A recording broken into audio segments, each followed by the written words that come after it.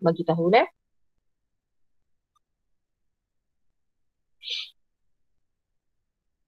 Okey.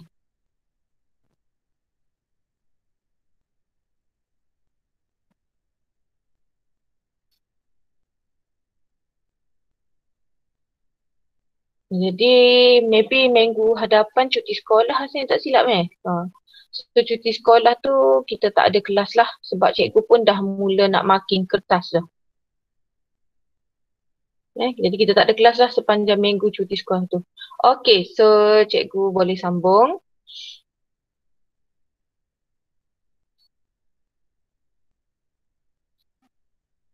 Okey.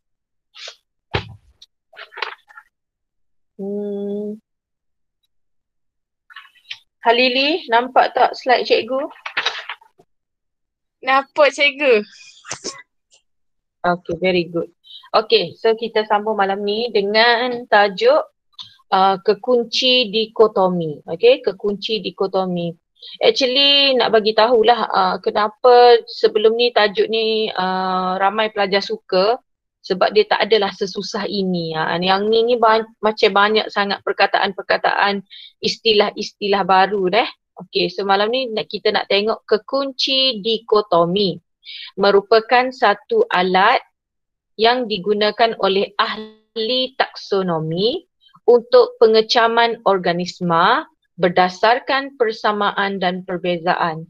Kalau awak ingat semalam cikgu kata bukan mudah-mudah kita nak bagi nama kepada sesuatu spesies yang dijumpai.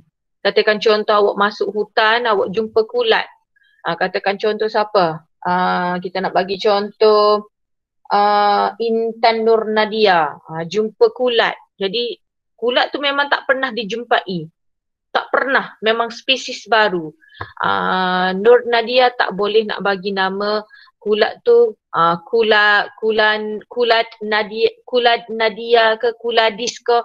Dia tak boleh nak bagi nama sesuka hati sebab semalam dia ada beberapa peringkat kan sebelum awak nak bagi nama kepada sesuatu spesies. Iaitu yang pertama awak kena, kalau awak ingat semalam awak kena ikut dia punya peraturan iaitu kita kena tengok pengelasan dia apa, dia dalam kelas apa. Lepas tu kita kena buat pengecaman ciri dia ada tak yang sama dengan spesies lain. Lepas awak cam barulah awak beri penamaan. Dia ada 3 peringkat. Yang pertama pengelasan dulu. Dia masuk kelas mana? Adakah dia masuk kelas bakteria? Adakah dia ni jenis fungi? Adakah dia jenis palante? Kemudian yang kedua, kita kena buat pengecaman menggunakan kekunci dikotomi. Lepas awak dah cari, awak kata, bukan spesies baru ni. Rupanya dia adalah spesies yang sedia ada. Tu melalui kekunci dikotomi. Kemudian barulah, bila dah selesai semua, barulah boleh beri penamaan dan penamaan tu pula kena ikut pula sistem tata nama binomial yang dihasilkan oleh Linnaeus semalam yang kita belajar dalam dalam Akademi Fantasia kelas orang famous gila seko. Ingat tak semalam? Nak kena ikut dia punya sistem tata nama tu baru boleh beri nama. Okey, jadi malam ni kekunci dikotomi ni adalah satu alat yang digunai oleh semua saintis di dunia ni untuk buat pengecaman organisma. Macam mana kita nak cam? Kita tengok dari segi persamaan dan perbezaan.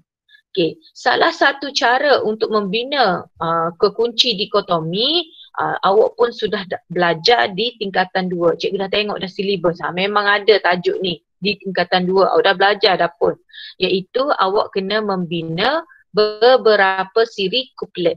Okey, jadi nak bina siri kuplet ni kita dah tak belajar dah tingkatan 4. Kita dah tak belajar di tingkatan 5 sebab dia dah jadi akan buang masa.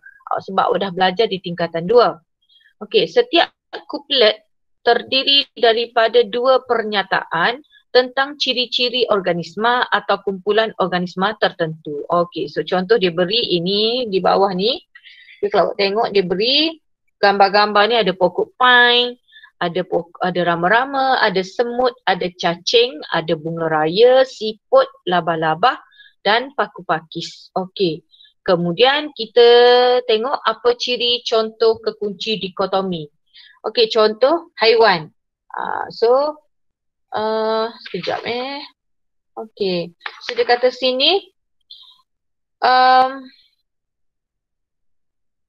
kenapa dia ada kena rujuk dua apa ni, rujuk tiga apa semua ni.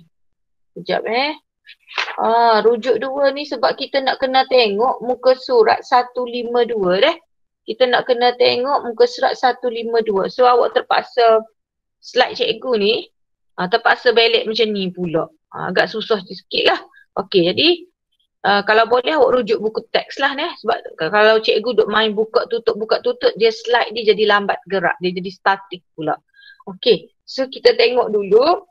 Dia kata tengok haiwan, dia kata rujuk dua. Rujuk dua maknanya awak kena tengok rujuk dua maknanya organisma ni kalau bawah haiwan, okey, kalau bawah haiwan awak tengok. Dia kata rujuk dua. Maknanya haiwan ni terbahagi kepada dua jenis lah.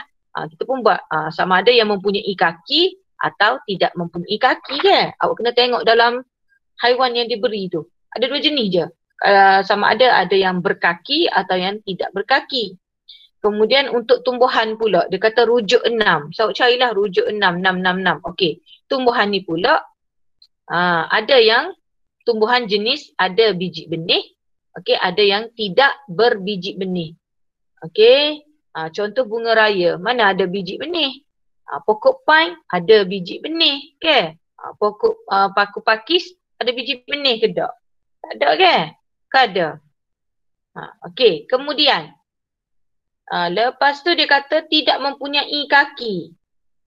Mempunyai kaki. Rujuk 3. Rujuk 3. Kaki tu pula awak tengok. Oh, semut, rama-rama, labah-labah. Okey, kalau awak tengok kalau yang jenis ada kaki, kita tengok pula. Adakah dia ni 3 pasang kaki atau lebih daripada 3 pasang kaki. Maknanya kalau awak nak buat kekunci dikotomi ni, awak kena rujuk rajah ni. Awak kena rujuk rajah sampel yang dibagi tu. Pokok pine, rama-rama, semut, cacing, bunga raya. Okey, kemudian lepas tu dia bagi bersayap. Awak pun tengok, dalam gambar ni kalau yang bersayap ni, dia kata rujuk bersayap. Bersayap dalam banyak-banyak ni, bersayap ni rama-rama je. Okey, rama-rama saja. Yang tidak bersayap, semut. Okey, lepas tu sebab apa? Sebab kita nak cari yang 3 pasang kaki. 3 pasang kaki tetapi bersayap. 3 pasang kaki tetapi bersayap. Rama-rama. 3 pasang kaki tidak bersayap. Semut. Okay. Lebih daripada 3 pasang kaki, tak ada benda lain. Labah-labah. Okay. Boleh ke? Awak nak kena buat benda ni, benda ni dia macam, awak tahulah kan sebab awak dah pernah buat. Awak pernah buat couplet ni, dia memang orang kata apa, kadang-kadang kita kena buat dengan pensel. Kalau cikgu buat dengan pensel sebab nanti cikgu nak sapu padam tu. Nak tulis padam lagi salah. Sini pula yang kosong, buat situ pula. Okay, jadi nak kena tengok semua ciri. Okay, kalau awak tengok di sini, tidak mempunyai kaki. Ada 2 jenis pula. Adakah dia tu bercengkerang dengan tidak bercengkerang. Kalau tak ada kaki tetapi bercengkerang, siput. Kalau tidak mempunyai kaki tetapi tak ada cengkerang, tapi tak ada kaki, cacing tanah. Okey, tadi cikgu tanya awak, tidak berbiji benih, paku pakis. Okey, kalau berbiji benih dia ada 2 jenis pula. Sama ada dia tu pokok berbunga atau tidak berbunga, berbiji benih. Berbunga tapi, okey, so kalau berbunga ke pokok bunga raya, kalau tidak berbunga pokok pine. So maksudnya awak nak kena tahu ciri dia. Kalau tak tahu ciri dia, memang tak erti nak isi ni. Memang tak erti nak isi ni. Okey? Jelas Okey, jadi apa kekunci dikotomi ni sebenarnya? Jadi dia kata kekunci dikotomi ni adalah spesifik. Awak nampak tak? Dia memang spesifik. Nak kena tengok, ni spesifik ni. Kalau bersayap, tapi 3 pasang kaki rama-rama. Dia memang spesifik untuk satu jenis pengecaman. Okey, kekunci dikotomi yang berlainan digunakan untuk pengecaman jenis organisma yang berlainan. Jadi maksudnya, kekunci dikotomi ni spesifik untuk satu jenis pengecaman je. Maknanya, kita guna untuk satu jenis pengecaman. Maknanya sebab tu kalau awak tengok semua jenis satu ni je. Perasan tak kalau tidak berbiji benih paku pakis. Kalau berbiji benih berbunga ni bunga raya. Kita spesifik. Memang kena cari ciri yang spesifik pada dia. Okey. Ciri-ciri yang dipilih ialah ciri yang mudah diperiksa dan dilihat. Okey, kita tengok luaran dia lah. Itu cara paling mudah. Ciri yang mudah kita periksa dan kita tahu. Contoh macam tadi, berbunga, tak berbunga. Berbiji benih, tidak berbiji benih. Okay. Ciri-ciri yang bertindih di dalam organisma yang berlainan perlu dielakkan. So kalau awak tengok sini, dia spesifik kepada satu je. Kepada satu pengecaman saja. Dia tak nak bertindih banyak-banyak. So awak nampak tak? Dia ambil satu-satu je semua ni. Okay, nampak tak? Semua satu-satu. Ni. So dia tak nak ciri-ciri bertindih. Sebab apa dia kata payahlah awak nak buat. Okay, jadi ciri-ciri yang bertindih awak kena elakkan terlebih dahulu. Contoh, kat sini awak tulis tidak berbiji benih tetapi apa-apa-apa. Tak nak. Kita nak spesifik satu ciri, satu organisma. Okay. Okay. Seterusnya. Dia dah bagi contoh. Okay, kita pergi kepada praktis formatif. Cikgu, kenapa dia tak ajar cara nak buat couplet ni? Sebab awak dah belajar di tingkatan 2. Jadi dia dah tak ulang lah untuk tingkatan 5 deh. Okey. Praktis formatif 8.1. Yang ni nak kena buat dalam latihan deh. Dalam fail nota. Berikan 2 ciri organisma yang tergolong dalam alam fungi. So kena tengoklah alam fungi semalam apa dia ciri dia. Yang pertama kulat ni dia tak ada klorofil. Kan kulat dia tak boleh buat makanan ke. So tidak mempunyai klorofil. Lagi mempunyai dinding sel yang diperbuat daripada kitin. Lagi dia dapat menghasilkan spora. Sebab tu kalau awak tengok kulat roti. Mula-mula tumbuh kulat hitam dekat roti. Duduk esok awak buka tengok, ya Allah banyak dah hitam tu pada roti. Sebab apa? Sebab kulat tu dia ada spora. Bila spora dia pecah, jatuh habis. Dia telah menyebarkan dia punya spora tu dan akan tumbuh kulat-kulat lain. So dia menghasilkan spora. Sel-sel kulat disusun membentuk bebenang halus disebut haifa. Okey, kalau kita tengok zoom, kita memang akan nampak dia macam ada akar-akar. Akar-akar dia tu dipanggil haifa. So walaupun sini dia kata nak 2 ciri, cikgu nak awak tulis banyak-banyak semua ciri dia dah, sebab anggaplah ni sebagai latihan. Okey, nombor 2.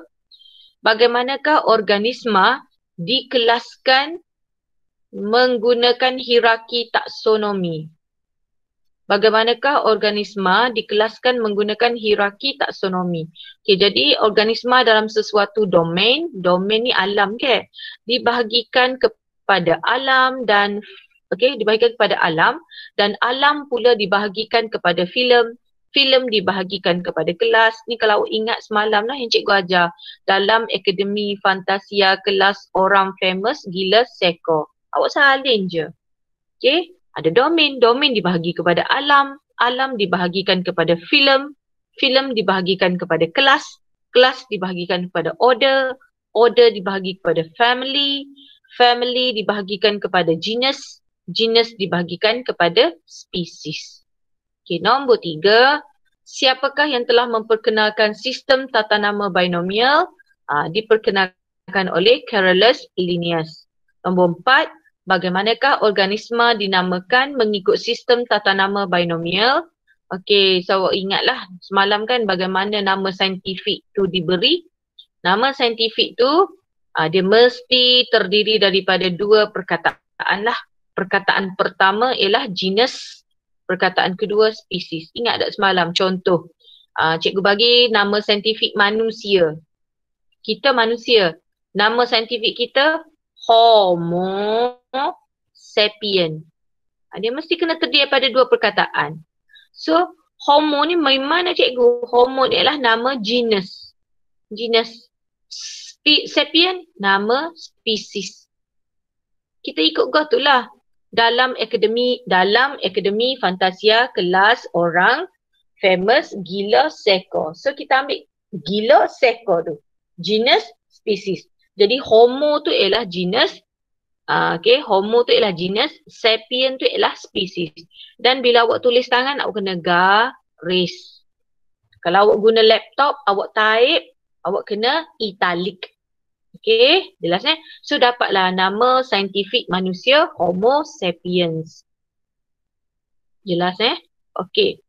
Kita masuk 8.2, biodiversity. Okay, biodiversity boleh dibahagikan kepada 3 jenis, iaitu diversity dari segi genetik, diversity dari segi spesies, diversity dari segi ekosistem. Cikgu, apa biodiversity? Okay, biodiversity ni ialah kepelbagaian. Apa cikgu kepelbagaian? Maksudnya, organisma atas dunia ni ada macam-macam jenis. Cikgu tulis salah dah. Kepelbagaian. Maknanya atas dunia ni, dalam dunia kita ni, ada macam-macam organisma. Ada macam-macam jenis. So itulah yang dipanggil kepelbagaian. Dan setiap jenis-jenis organisma ni, dia ni terbahagi kepada macam-macam jenis. Dibahagikan kepada jenis-jenis genetik, jenis-jenis spesies, dan jenis-jenis ekosistem. Okay, kita tengok yang pertama. Diversity dari segi genetik. Diversity genetik merujuk kepada variasi gen individu di dalam suatu populasi dan variasi gen di antara populasi yang berbeza bagi sesuatu spesies yang sama. Apa maksud dia? Maksud dia macam ni. Diversity genetik ni ialah variasi. Variasi ni ke cikgu? Kepelbagaian gen individu. Contoh, kita ni spesies sama, manusia. Dalam spesies manusia tu pula ada macam-macam jenis genetik.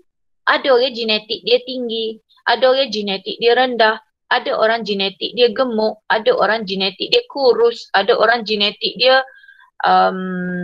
mata bulat, ada orang genetik dia mata sepet. So diversity genetik ni ialah kepelbagaian gen yang berbeza-beza di dalam populasi yang berbeza bagi sesuatu spesies sama. Dia syarat dia mesti spesies sama. Mesti spesies sama. Awak tengok spesies manusia di Malaysia, kita punya genetik lain dibandingkan dengan spesies manusia yang tinggal dekat Korea. Awak kata, sama je cikgu manusia. Memang sama manusia. Tetapi cuba awak tengok, mata dia sepet, mata kita kebanyakannya biasa ke? Lepas tu dia punya ni lain-lain ciri lah. Maknanya itulah maksud dia kepelbagaian genetik. Diversity genetik. Perbezaan dalam gen adalah disebabkan pemencilan dan penyesuaian individu terhadap persekitaran yang berbeza. Jadi apa cikgu timbul gen yang berbeza-beza tu? Gen orang Arab macam tu, gen orang India macam ni. Sebab kita menyesuaikan diri dengan persekitaran kita yang berbeza-beza. Tiada dua individu yang serupa dalam spesies yang sama. Contoh, kombinasi gen-gen yang berlainan ini memberikan variasi genetik dalam tanaman seperti pokok padi. Kata tadi cikgu bagi contoh manusia. Dalam pokok padi, walaupun awak tanam spesies pokok padi di tempat yang sama, ada juga pokok padi tinggi, pokok padi rendah, pokok padi yang mengeluarkan bunga banyak, ni bunga sikit, so lain-lain.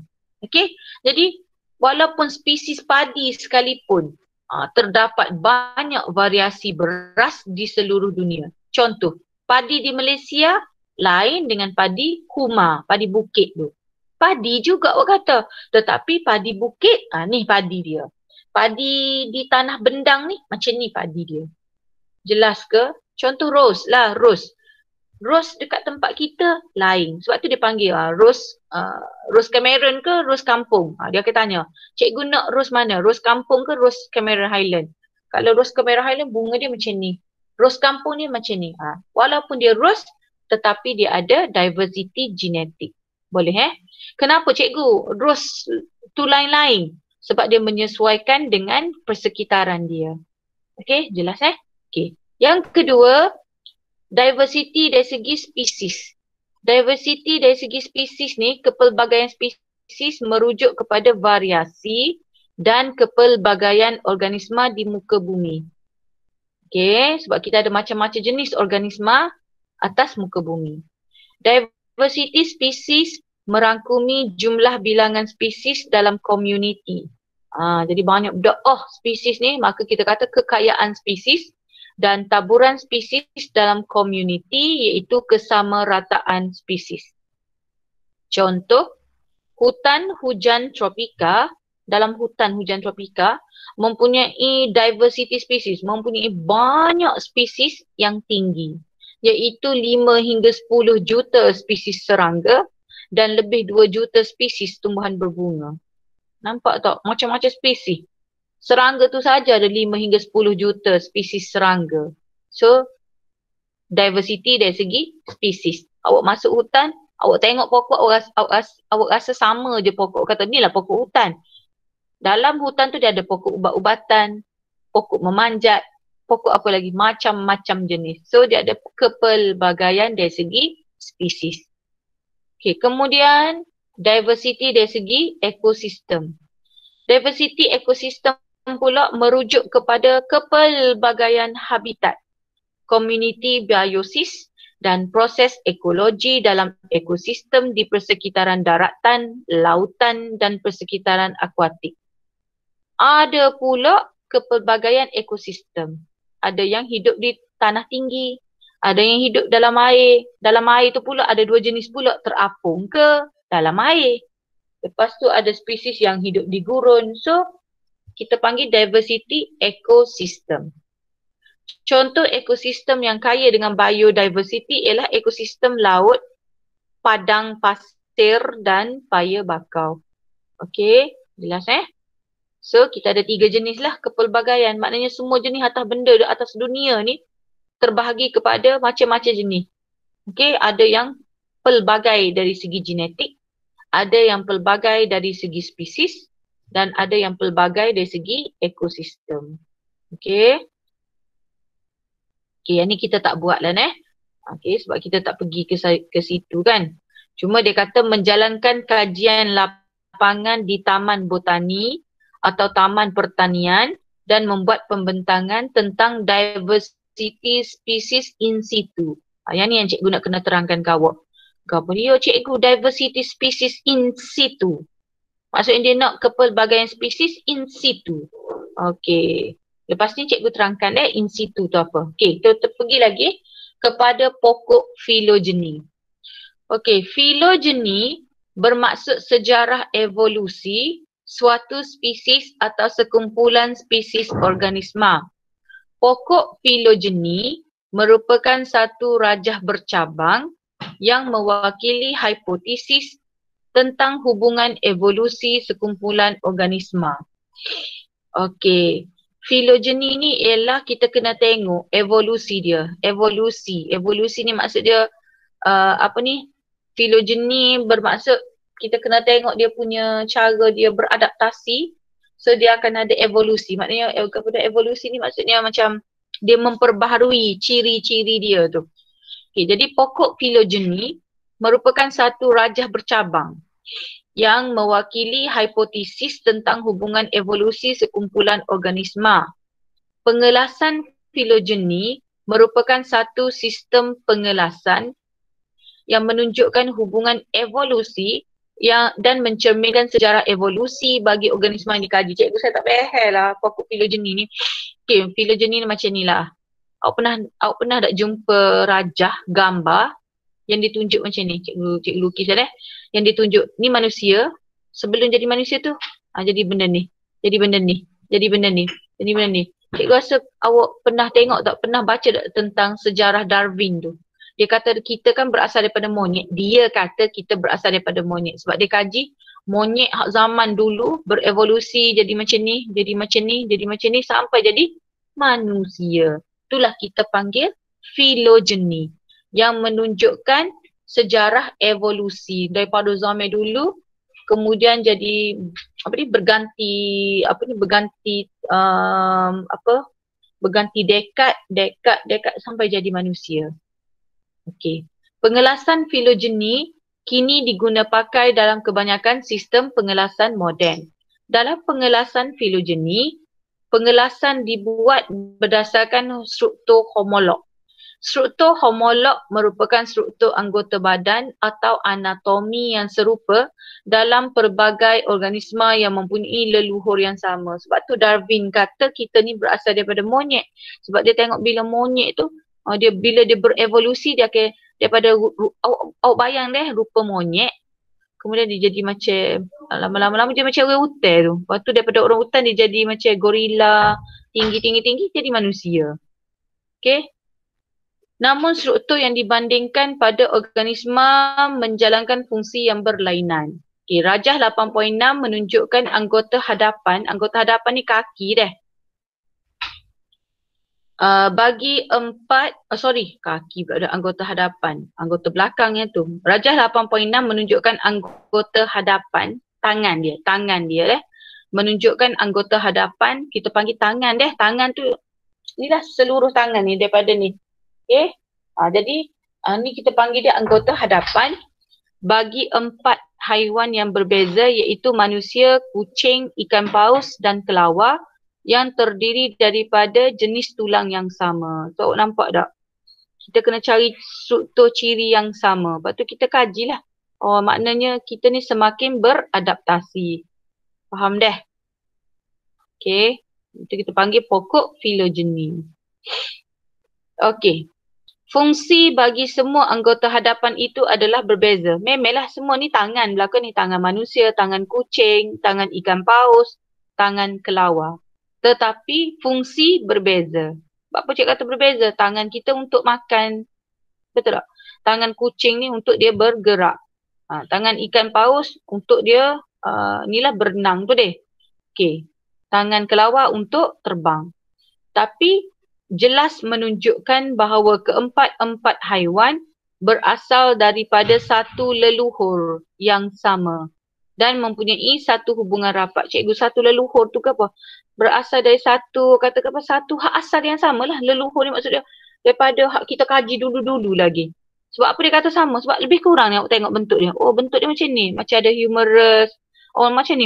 Jari juga ni tapi jari dia panjang. Maknanya lebih kurang ciri dia. Okay, jadi hubungan evolusi dan sejarah evolusi antara pelbagai spesies biologi dapat ditunjukkan melalui pokok filogeni. Corak cabang dalam pokok filogeni mencerminkan cara spesies atau kumpulan lain berkembang dari satu ciri leluhur yang sama. Maknanya kita ni berasal daripada ciri yang sama, semuanya pasal tangan, tetapi tangan walaupun awak nampak lain-lain tetapi sebenarnya lebih kurang sama. Cuma fungsi dia, kegunaan dia untuk lain-lain. Manusia untuk makan, untuk ambil barang, untuk menulis. Kucing tangan dia gerak untuk berjalan. Ikan paus untuk berenang. Tangan kelawar untuk terbang. Okey, jelas Kalau nak tanya je lah. Okey, lagi. Tumbuhan darat dikatakan berevolusi daripada alga hijau. Jadi rupa-rupanya pokok hijau semua tu berasal daripada alga hijau rupanya. Cikgu, apa dia alga hijau? Alga hijau yang tumbuh dalam air tu yang ada warna hijau yang boleh buat fotosintesis, dia kata berasal daripada situ. Jadi tumbuhan darat pertama bermula daripada tumbuhan yang tidak mempunyai tisu vaskular iaitu lumut. So nampak tak? Dia boleh buat macam ni lah. Dia punya pokok filogeni ni. Alga hijau, kemudian kita boleh bahagi dua. Oh yang ni jenis tiada tisu vaskular. Kenapa cikgu tiada tisu vaskular? Ingat tak flowworm dan xylem? Dia tak ada flowworm dan xylem. So jenis yang tak ada flowworm dan xylem, lumut. Kemudian diikuti oleh ada tisu vaskular. Ada tisu vaskular pula terbahagi kepada dua, iaitu ada pokok yang tak ada biji benih dengan pokok yang ada biji benih. So yang tak ada biji benih tadi, paku pakis. Okay, lepas tu yang ada biji benih pula ada dua jenis pula. Ada biji benih tapi tak bunga, ada biji benih tetapi berbunga. Kalau jenis yang biji benih tak ada bunga, kita panggil gymnosperma, macam pokok pine tadi. Okay, Dia ada biji benih tapi dia tak bunga, pokok pine. So contoh pokok pine. Jadi jenis dia tu kita panggil gymnosperma. Ada juga jenis ada biji benih dan dia berbunga. Contoh bunga raya, apa ni, pokok matahari kan, dia ada biji benih tapi dia berbunga. So kita panggil angiosperma. Jadi rupa-rupanya bila dia buat pokok filogeny, dia cari berasal daripada mana ni? Berasal daripada mana? Jadi berasal daripada alga hijau. Okay? So tak payah buat lah yang ni. Cikgu rasa kalau buat yang ni, nanti semua akan pakat tanya cikgu macam mana deh. So tak payahlah. Okay, seterusnya. Kepentingan biodiversity terhadap alam sekitar dan manusia. Okay, jadi semasa di tingkatan 2, awak pun telah mempelajari sebenarnya tentang kepentingan biodiversity. Kenapa mesti ada kepelbagaian cikgu? Kenapa mesti ada kepelbagaian pokok macam-macam spesies? Kenapa mesti ada kepelbagaian haiwan? Sebenarnya semua tu ada kegunaan dia. Allah buat ni, Tuhan buat apa-apa saja atas dunia ni, semuanya ada kegunaan. Kena ingat gitu. Tuhan cipta apa-apa atas dunia ni, semuanya ada kegunaan. Ada yang berguna untuk sumber makanan, ada yang berguna untuk dijadikan sebagai ubat-ubatan, ada juga yang berguna sebagai pendidikan. Okay, kajian, pendidikan. Okay. Biodiversity juga dapat memelihara keseimbangan alam. Selagi awak tak kacau tempat tu, ada biodiversity. So untuk keseimbangan alam. Dapat dijadikan sebagai tempat rekreasi dan digunakan dalam penyelidikan saintifik. Contoh hutan belum. Awak lalu nak pergi ke Gerik tu, nak pergi ke Perak, awak nampak ke hutan belum tu. Hutan belum tu bukan setakat jadi tempat penyelidikan saintifik, juga dijadikan tempat rekreasi. Siapa-siapa yang minat masuk hutan, masuklah. Okay. Oleh itu, setiap individu, organisasi dan kerajaan haruslah memainkan peranan masing-masing untuk memelihara serta memulihara biodiversity. Awak kena tengok ni lain Memelihara, kita nak jaga benda tu. Memulihara, benda tu dah rosak, kita nak pulih. So maknanya kita kena pelihara, jaga, dan kita kena pulih yang benda dah rosak. So kena dua-dua lah. Pelihara dan pulihara. Dapatkah anda menyatakan langkah pemeliharaan in situ dan pemeliharaan ex situ yang telah dijalankan di Malaysia? In situ, ex situ. Lain tu deh. Okey. Pemeliharaan in situ ialah mengekalkan spesies di habitat asal seperti di taman negara dan di hutan simpan kekal. Faham ke? Macam ni. In situ maksud dia duduk situ. Kalau cikgu panggil duduk situ. Kenapa? Kita pelihara benda yang duduk di situ. Katakan contoh, kita pelihara pokok balak yang duduk dalam hutan belum tu. Dalam hutan belum. Kita pergi pelihara di situ. Maknanya pemeliharaan in situ. Kita jaga dia duduk situ. In situ. Kalau pemeliharaan ex situ, maknanya kita pelihara spesies di luar habitat asal. Contoh. Katakan harimau, pantera, tigris malam dah pupus. Kita pun, kalau duduk dalam hutan ni pupus ni, nanti pemburu bunuh dia, tembak dia. Pupuslah. So kita pun takut kehilangan harimau Malaya ni, kita ambil dia, kita pelihara dekat zoo, kita biarkan dia di zoo. So kita panggil ex situ tu maksud dia ambil line letak sini. Kalau in situ, duduk situ. Membuat situ, memelihara situ. Kalau ex situ, bawa dia keluar pergi pelihara kat tempat lain. Jelas. Contoh dia kata, pusat pemeliharaan orang utan di Sepiluk merupakan contoh langkah pemeliharaan in situ. Dia memanglah orang utan ni memang hidup dalam hutan Sepiluk.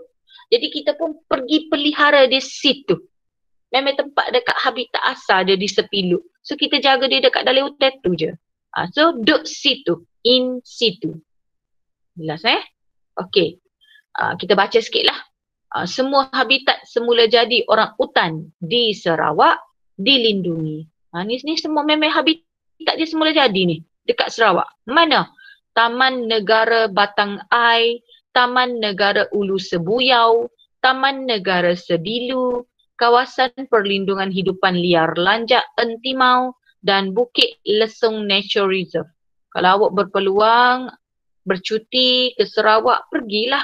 Awak boleh tengok spesies dia. Satu-satunya populasi di luar kawasan perlindungan adalah ulu menyang yang kini dilindungi di bawah kawasan konservasi orang utan. Dia kata satu-satunya populasi di luar kawasan perlindungan. Ni ex situ. Ni ex situ dah. Apa cikgu ex situ? Sebab dia dah nak pupus sangat yang kat situ, dia keluarkan. Keluarkan pergi pelihara tempat lain. Di bahagian pemeliharaan, Sarawak mempunyai Semenguh dan Pusat Hidupan Liar Matang. Pusat Hidupan Liar Semenguh ditubuhkan pada 1975 bertujuan untuk menjaga dan memelihara orang utan serta hidupan liar lain yang diserahkan kepada pihaknya. Sampai setara tu nak kena buat. Okey, kalau yang ni yang atas ni semua in situ. Kita pergi pelihara dekat situ. Okey? Sebab banyak sangat orang hutan dekat sana. So dia kena buat banyak tempat perlindungan lah. Okey. Kita baca lagi deh. Sebab yang ni kadang-kadang naik dalam soalan. Dia bagi dalam bentuk ayat macam ni lah. Okey, so kita baca dulu. Pemeliharaan ex situ hidupan liar fauna dijalankan di zoo. Jadi kalau macam awak nak pelihara harimau, dia tak boleh dalam hutan lah, nanti pemburu tembok. So ambil dia pelihara dekat zoo. Ataupun aquarium dan program pembiakan kurungan. Manakala pemeliharaan flora dijalankan di taman botani ataupun di arboreta dan bank benih. Kalau pokok pula, awak memang tak boleh biarkan di dalam hutan. Nanti orang masuk, orang cari, orang ambil. Jadi awak kena ambil dia yang nak pupus ni, buat pemeliharaan ex situ, kena keluarkan dia daripada hutan, pergi biarkan dia dekat taman botani, dekat arboreta dan dekat bank benih. Pemeliharaan jenis ini mempunyai beberapa tujuan dan kepentingan. Cikgu, apa yang kita nak pelihara sangat dia tu? Sebab kita nak memelihara sumber germs plasma yang semakin terancam. Sebab dia dah nak pupus. Lagi, menyediakan bahan untuk penyelidikan biologi secara berterusan. Lagi, simpanan germ plasma untuk rujukan dan kegunaan di masa akan datang dan pelbagai manfaat dan faedah lain dalam memastikan sumber biologi mencukupi. Sebab kalau awak biarkan dia duduk dekat tu, dia akan mapuh, dia akan pupus. So kita ambil, keluarkan dia untuk satu, elok dia daripada pupus. Yang kedua, mungkin dia ada sumber ubat-ubatan, so kita simpan di awal-awal, kita pelihara di awal-awal. Okay. Terdapat beberapa organisasi yang menjalankan aktiviti pemeliharaan ex situ seperti Jabatan Perhilitan dan Hidupan Liar, Jabatan Pertanian, FRIM dan organisasi lain. Jabatan Perhilitan dan Hidupan Liar telah mewujudkan beberapa pusat pembiakaan kurungan hidupan liar dan fauna sejak beberapa tahun yang lalu. Kita sudah ada pusat pembiakan seladang, pusat pembiakan burung puang, pusat pembiakan rusa sambar, pusat pembiakan tapir, pusat pembiakan napuh pelanduk dan pusat pembiakan di Zoo Melaka. Anak murid cikgu pernah jumpa dia dekat Zoo Melaka. Budak ni budak perempuan, bekas student cikgu dekat SMK Salor. Dia dapat A tolak je untuk biologi. Tetapi dia berminat ambil bidang ni dan masa tu dia ambil veterina.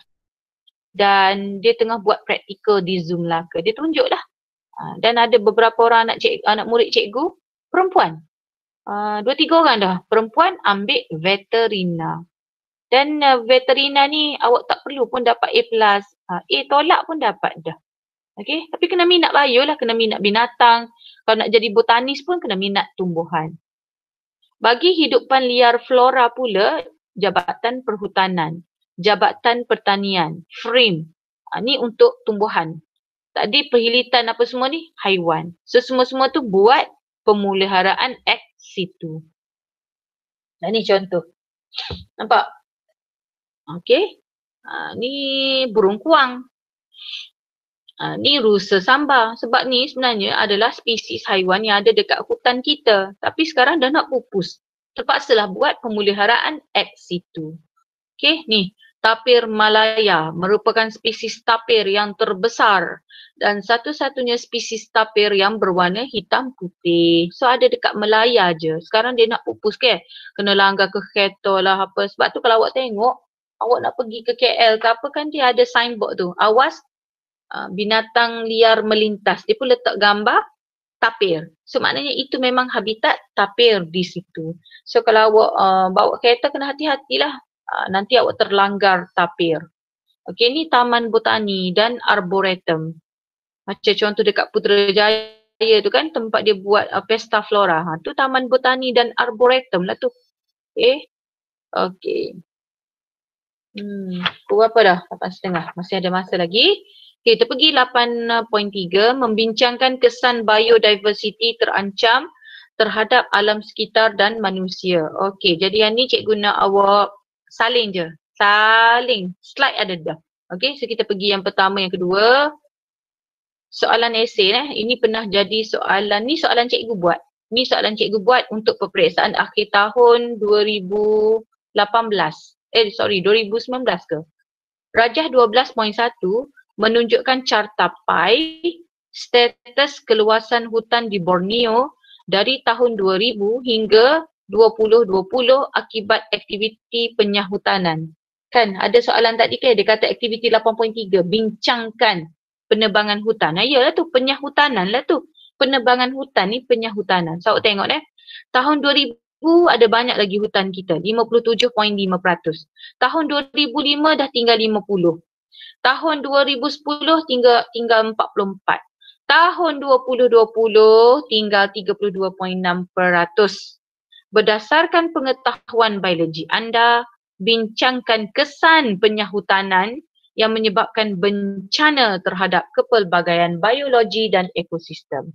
So awak salin je, cikgu bagi siap-siap dekat awak. Yang pertama, kehilangan habitat.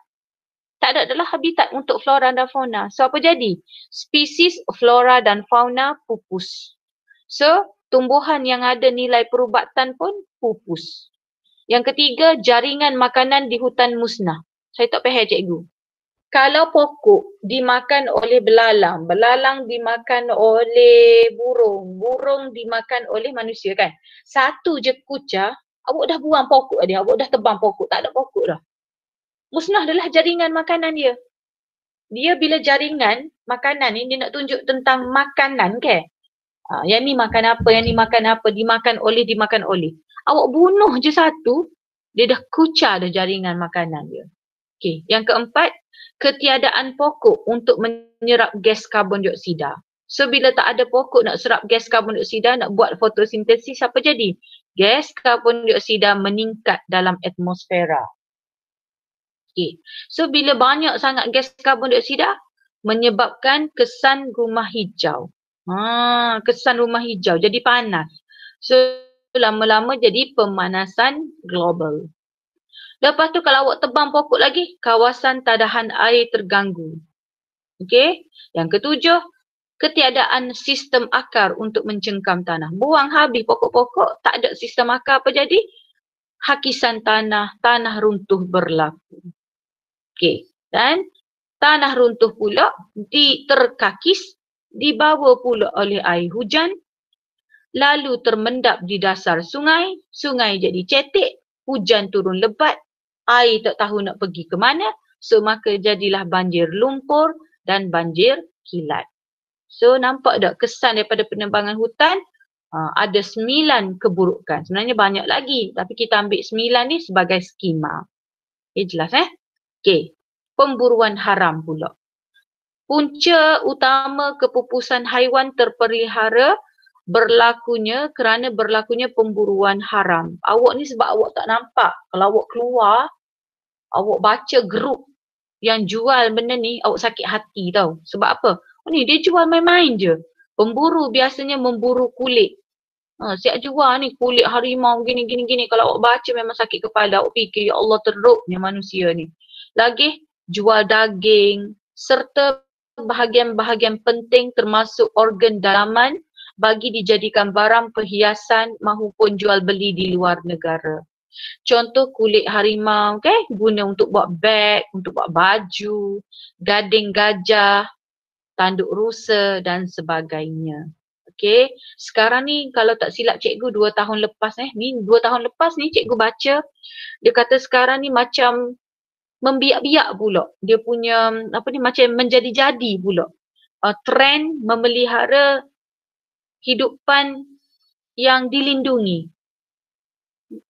Artis lah kebanyakannya. Sebab dia kaya dia banyak duit. Artis ni yang cikgu baca ni. Artis kebanyakannya. Dia dia beli haiwan yang terpelihara. Benda tu kita kalau kita ada dekat rumah kita, kita beli benda tu, kita kalau perhilitan kesan dia tangkap, kita kena penjara. So memang kita tak boleh pelihara haiwan yang dilindungi. Contoh macam Alif Syukri tu, dia pelihara apa tak ingat dah cikgu. Tu antara haiwan yang terpelihara tu tak boleh sepatutnya. Sebab dia tak boleh. Dia haiwan yang terpelihara. Kita tak boleh nak pera-pera gitu. Okey, lagi pencemaran laut pula. Okey, kalau pencemaran laut, kesan dia habitat terumbu karang musnah. Berlaku pencemaran dalam air. Kenapa? Sebab pembuangan domestik sampah kumbahan.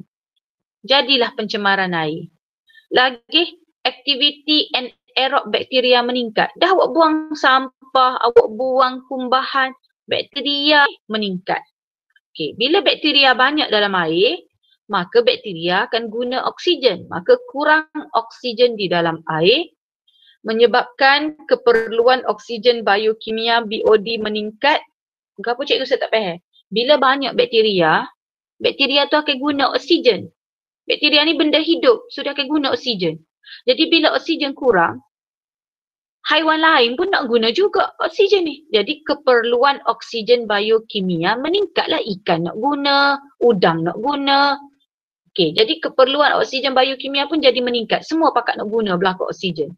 Maka bila oksigen kurang, semua nak guna oksigen tapi oksigen kurang, maka organisma akuatik pun mati. Bila mati dia jadi pupus. Bila mati je cikgu kata jaringan makanan, siratan makanan terganggu. Dan bila siratan makanan terganggu, maka beri kesan kepada industri aktiviti perikanan menyebabkan pendapatan nelayan merosot. Cikgu dah bincangkan dah untuk awak C. Awak salin je slide ni, nanti cikgu hantar.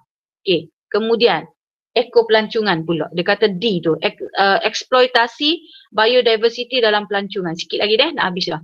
Okey, Rajah menunjukkan suatu lokasi ekopelancongan yang popular di Malaysia. Awak pun tengok cantiknya, ada rumah. Ni orang panggil ekopelancongan. Iaitu pelancongan, aktiviti pelancongan dekat kawasan ekosistem, kawasan natural. Nampak? Ni orang pergi mandi, main ni kolam ikan ni. Nampak? Ni orang panggil ekopelancongan lah ni. Okey, soalan pun tanya.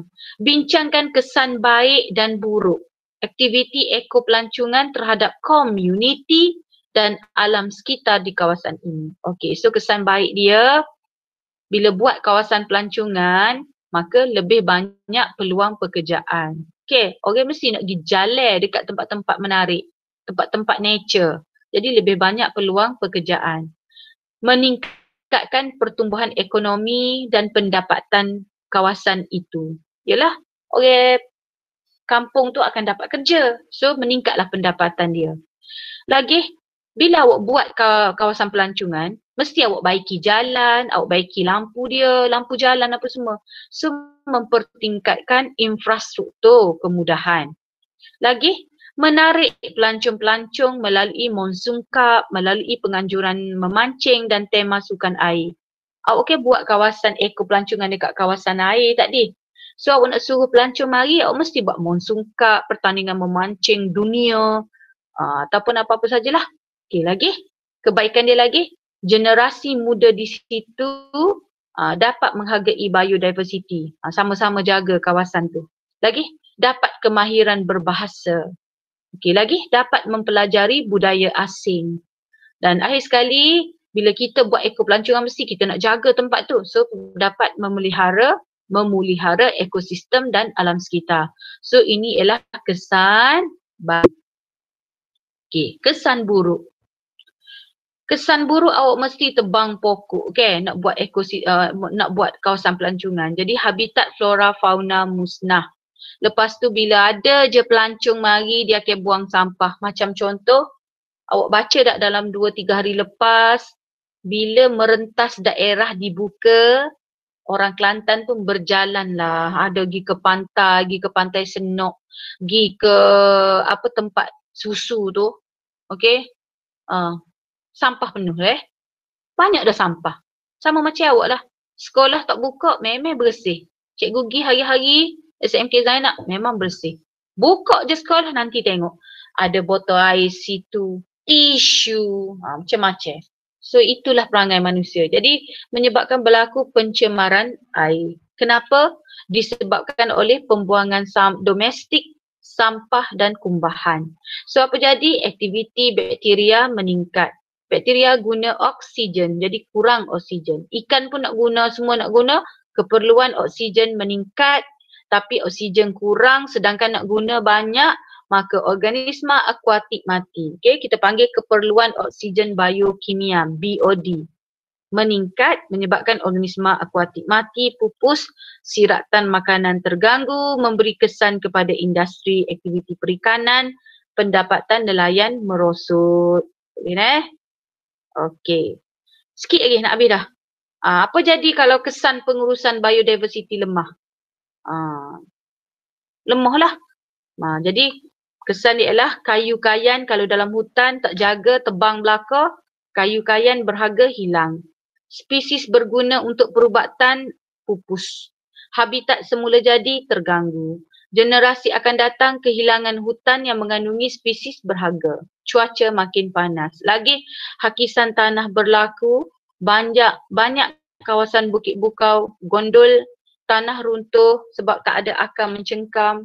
Kesan jangka panjang lagi untuk generasi-generasi depan, sungai jadi tercemar, spesies mati, hilang kawasan tadahan air untuk bekalan air bersih, lagi pemandangan alam cacat, sektor pelancongan terjejas. Itu akibat daripada kesan pengurusan biodiversity lemah. So kalau awak jumpa macam tulis saya salah tu, kadang-kadang cikgu type dalam keadaan mengantuk lah.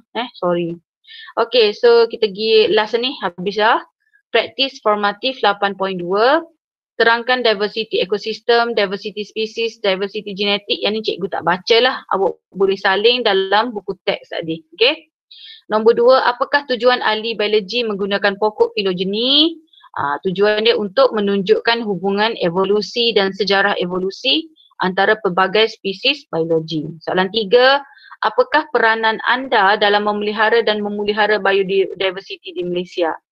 So peranan awak ialah merancang pembangunan yang teratur sebab nanti depan cikgu ni akan ada jadi engineer, akan ada jadi arkitek, so akan ada jadi perancang bandar.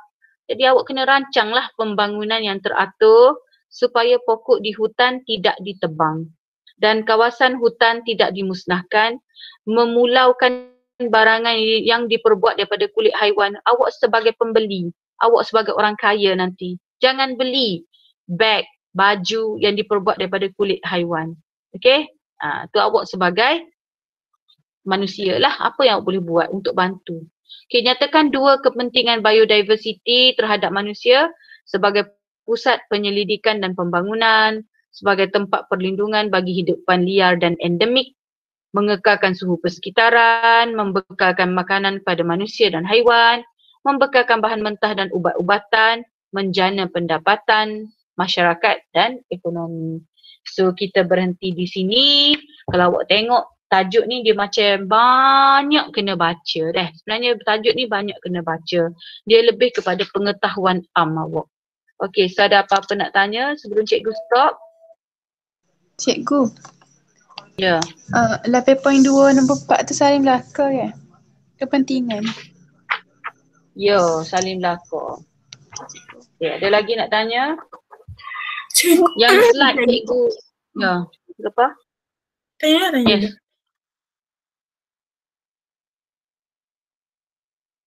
Ya, nak tanya ke apa? Slide yang cikgu nak suruh salin tu, cikgu akan hantar lepas ni. So maknanya Itulah slide yang awak nak kena salin. Lagi? Cikgu hak dia buat aktiviti tu kan? Apa? Hak dia buat pemeliharaan itu, hak yang ambil highway tu tulu kan? Nanti kalau highway tu biar ada yang masuk balik ke tempat lama ni cikgu? Dia akan hantarlah secara berperingkat. Dia akan hantar sikit. Dia tengok dulu, dia nak hantar pun dia kena tengok dulu. Kok lepas hantar beberapa bulan, beberapa tahun tu ada tak orang masuk tembok ke berkurangan ke, dia akan pantau dari semasa ke semasa. Kalau dia tengok hantar habitat asal, tengok kohon merosot. Maknanya ada orang masuk ada orang tembak, ada berlaku kematian, dia tak dapat sesuaikan diri, so dia ambil balik. Okey, lagi?